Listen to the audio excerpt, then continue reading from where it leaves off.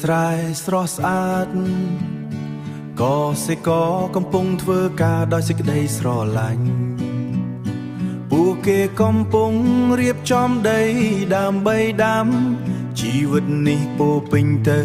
ដោយសេចក្តីស្រឡាញ់ពេលថ្ងៃឡើងកម្ដៅឡើងក៏សេកជួបប្រទះនឹងការលំបាកតែពួកគេមិនអាចឈប់សម្រាកគ្រួសារនឹងដីគឺជាជីវិតសូម្បីតែពេលវេលាដែលស្អុយពួកគេក៏មិនអាចបោះបង់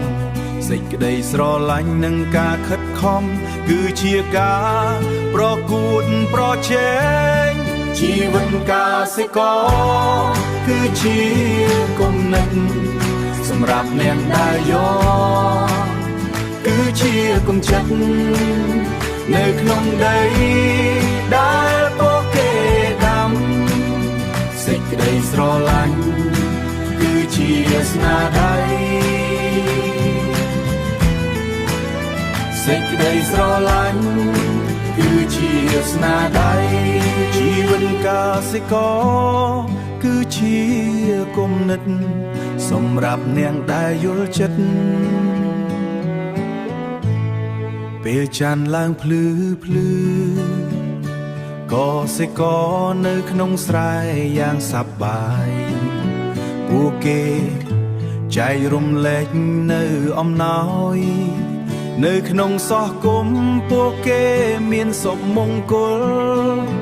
ដីដ៏ស្រស់ស្អាតជីវិតដ៏ល្អកសិករនឹងដីគឺជាការតបជន់ពួកគេនាំមកនៅស្នាដៃនិងការទទួលខុសត្រូវជីវិតកសិករគឺជាគំនិតសម្រាប់អ្នកដែលយកគឺជាគំចិត្តនៅក្នុងដីដែលពួកគេដាំសេចក្តីស្រឡាញ់គឺជាស្នាដៃសេចក្តីស្រឡាញ់គឺជាស្នាដៃ